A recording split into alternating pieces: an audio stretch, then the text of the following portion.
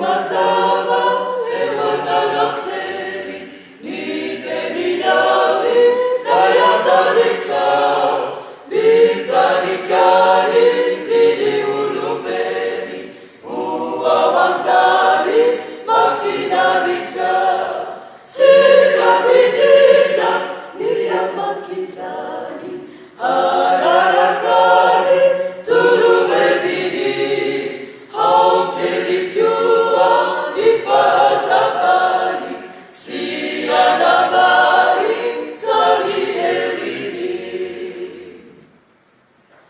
fatikabaru dumivelacheni hadadanari saitiavitu nefamatuki fituremiteni tiamitilu nifinuwaku sitapitira nikamakizani hanarakane turuevini hapelikiwa nifahazavani sianamari saliherini.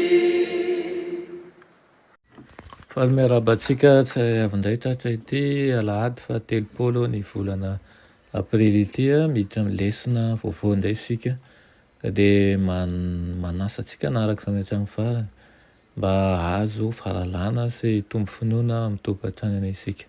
Alohan'ny dirantsika ny amin'ny lesona ho an'ny lehibe an'io dia iray vavaka isika.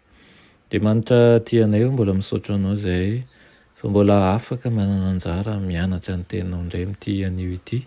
Fo azy ny foamam-panahinay ary mitezainao anamboatra izay tsy mety eo anatinay, ampitombo ny finoana ianao. Anaran'i Jesosy, amen.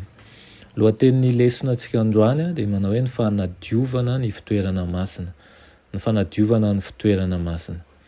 Verintsika hatrany tsy enjery amin'ny Romanina 7:12 sy ny 12 manao hoe ary tokony hanao izany indrindra isika satria fantatsika ny andro fa ankehitriny izao dia ora tokony foazanareo amin'ny fahatoriana. Fa ankehitriny ny famonjenantsika dia akaiky noho ny tamin'ny andro vao ninoantsika. Efa ho lasa ny alina, efa mbiakaiky kokoa ny andro. Ka aokarehantsika ny asa maizina ka hitafehtsika ny fiadian'ny mazava. Araka ny fahitantsika dia tsy maintsy misy fitsarana mialoha ny fiavian'i Kristy. Amin'ny feo mafy no anambaran'ny anjely fa tonga ny andro fitsarana amin'ny Apokalipsy 4:17. Ny bokin'i Daniela dia manome antsika ny fotoana hanombohan'izany fitsarana izany. Hoy manko ny Daniela 5:7 ary hoy izy tamiko 350 andro ary no ny afaka izany dia amin'izay vao ho diovina ny fitoerana masina. Ny jiosy tsirairay dia nahatakatra mazava tsara ny hevitra ny fanadiovana ny fitoerana masina teto tany. Tamin'ny andro fanavotana izay andro fitsarana no nanaovana an'izany. Na dia takatry Daniela aza ny foto-kevitry ny fanadiovana ny fitoerana masina sy ny fitsarana dia very hevitra izy mahakasika an'ilay 320 andro.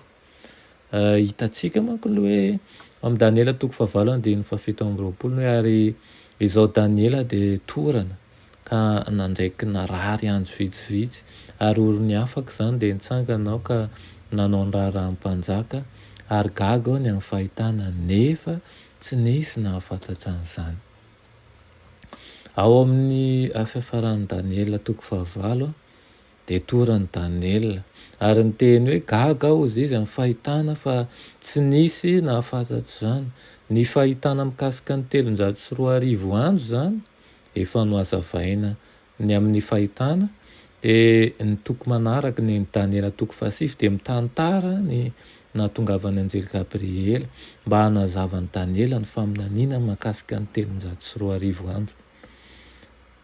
Nampitolagaga ny Daniela i Gabriela tamin'ny lazana taminy ny valiny vavaka nataony. Valiteny lehibe lavitra noho izay noeritreretana izay. Nitondra ny Daniela namakivaky ny fotoany Gabriela ary nanambara taminy fahamarinana ny amin'ny Mesia izay ho avy.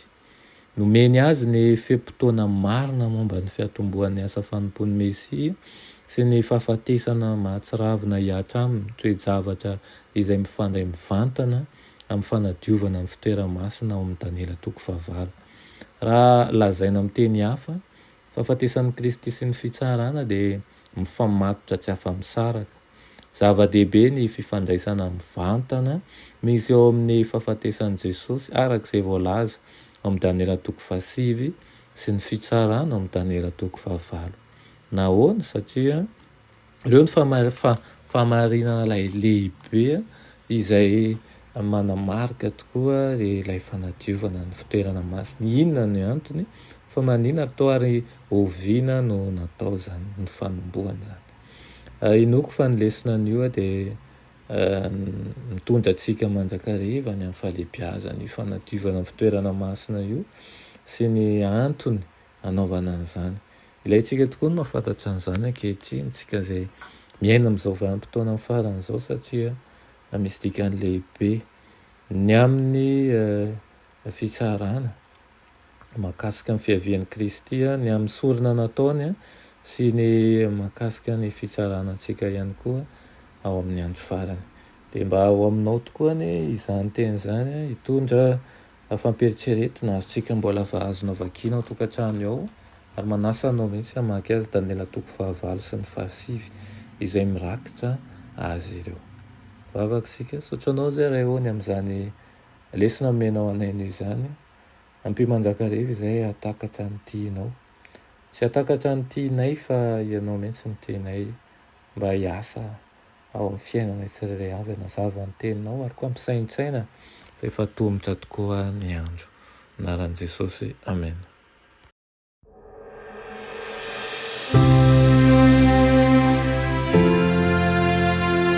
Mianatra eo an-tongotry Jesosy isan'andro.